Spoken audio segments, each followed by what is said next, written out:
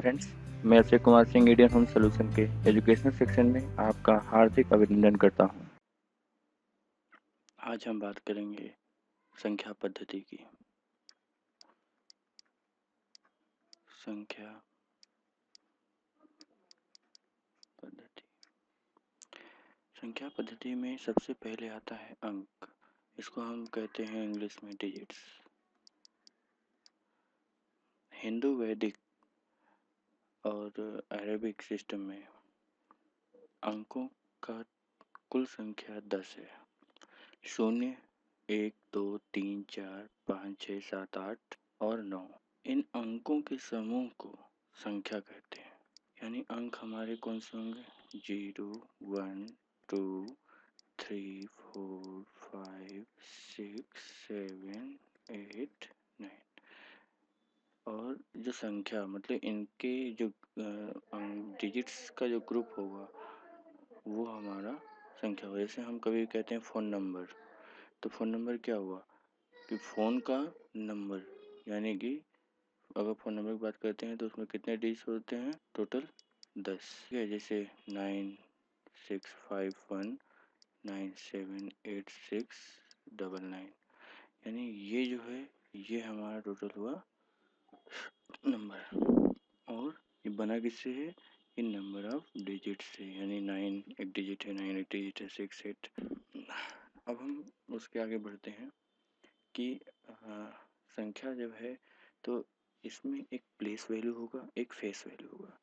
Face value जिसमें कि हमें प्लेस स्थान से कोई मतलब नहीं है। हाँ, जैसा कि हमने अगर पूछा कि 9 का फेस वैल्यू क्या होगा, तो 9 का फेस वैल्यू 9 ही होगा।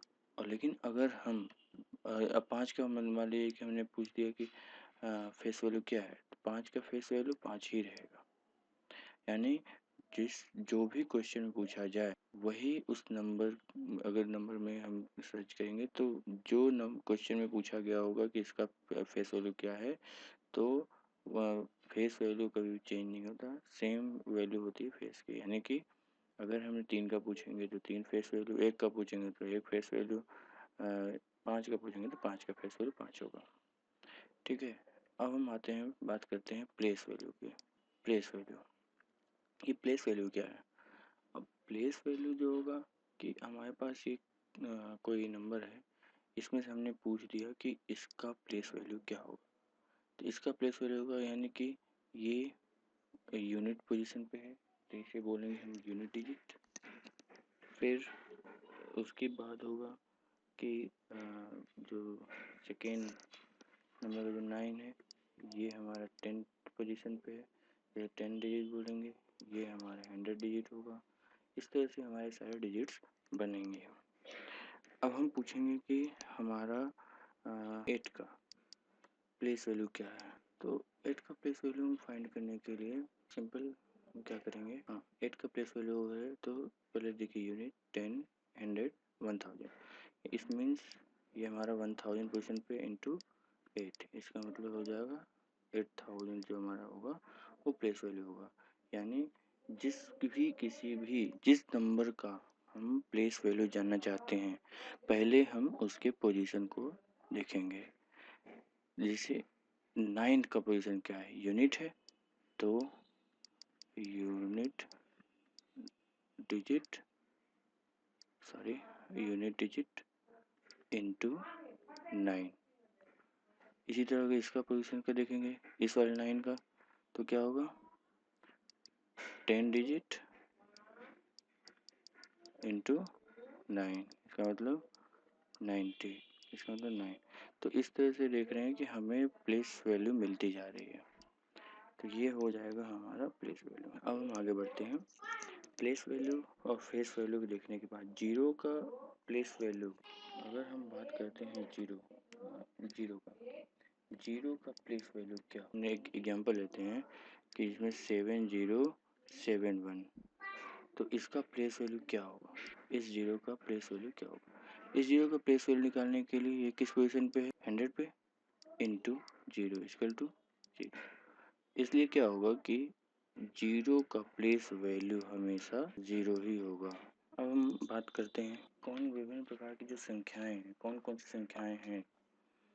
तो उनमें से होता है, सबसे पहला है प्राकृतिक संख्या, जिसे हम बोलते हैं प्राकृतिक संख्या, जिसे हम बोलते हैं नेचुरल नंबर। तो what is the natural number, मतलब नेचुरल नंबर क्या है? तो जो भी हमारी जो काउंटिंग संख्याएं हैं 1 से लेकर के ऊपर तक की, वो सारी हमारी हो जाएंगी नेचुरल नंबर, यानी 1 2 3 4 जो भी हमारे ऊपर जाएंगी वो प्राकृतिक संख्याएं होंगी। अब बात करते हैं पूर्ण संख्याएं। पूर्ण संख्या यानी कि होल नंबर।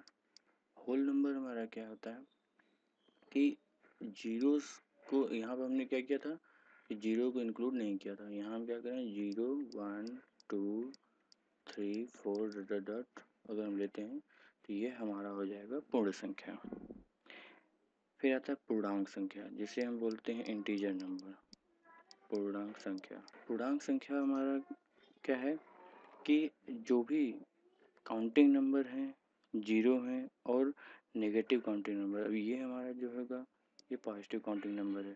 इसी में होता है नेगेटिव काउंटिंग नंबर है -1 -2 -3 -4 एक्सेट्रा। सो -1 से लेकर मतलब -1 -2 -3 डॉट डॉट डॉट इधर की तरफ जाएगा, यहाँ 0, यहाँ के बाद फिर 1 2 3 डॉट डॉट इधर की तरफ आएंगे। तो जो भी मतलब संख्या जीरो के नेगेटिव साइड में जा रही है या लेफ्ट साइड में जा रही है या फिर जो राइट साइड में यानी कि नेगेटिव में जा रही है या फिर पॉजिटिव में जा रही है, उन सबको हम काउंट कर लेंगे। ये हमारा हो जाएगा इंटीजर नंबर। इनके जो सेट होंगे मतलब इनका जो नेगेटिव काउंटिंग नंबर और पॉजिटिव काउंटिंग नंबर अगर हम लेकर चलते हैं तो ये हमारा एक इंटीजर नंबर होगा। फिर बात करते हैं सम और विषम संख्याएं। सम संख्या इवन नंबर और विषम संख्या ऑड नंबर। तो जो सम है और जो विषम है, तो सम संख्या में क्या होगा कि जो भी संख्याएं 2 से विभाज्य हों वो सम संख्याएं होंगी और विषम संख्या जो 2 से विभाज्य न हो वो विषम संख्या होगी। फिर बात करते हैं हम जैसे कि अब यहाँ पे हम एक नंबर ले लेते हैं, इसमें हम ले लेते हैं 222 और 221। 222 इसमें जो हम लास्ट में जो आ रहा है वो 2 है। तो अगर हम 2 का इसमें भाग देते हैं तो देखेंगे कि ये जो है कि हम यहाँ पे हम देखेंगे कि ये जो है पूर्ण रूप से विभाज्य हो रहा है, नहीं यहाँ पे कोई भी रिमाइंडर नहीं बच रहा है। तो ये क्या हुआ पूर्ण रूप से विभाज्य होगा। लेकिन 221 जो कि मतलब कि लास्ट में अगर हम देखेंगे कि 2 से विभाज्य होने का जो कंडीशन होता है कि लास्ट में 2 या 2 से कोई मल्टीपल जो हों वो अगर होंगे तो वो संख्या 2 से विभाज्य हो जाएगी। लेकिन यहाँ पे 2 का मल्टीपल नहीं है, यहाँ 1 है। तो 1 जो होगा वो 2 का मल्टीपल है नहीं, इस कारण से ये जो संख्या होगी वो मतलब कि 2 से विभाज्य नहीं होगी और वो विषम संख्या होगी। ठीक है। अब बात आती है ऋण संख्या की। ये ऋण संख्या क्या होती है? इसे हम बोलते हैं प्राइम नंबर। अब प्राइम नंबर क्या होगा? एक को छोड़कर ऐसा काउंटिंग नंबर जो सिर्फ खुद से या केवल 1 से विभाजित हो, प्राइम संख्या होती है, यानी कि ऋण संख्या होती है।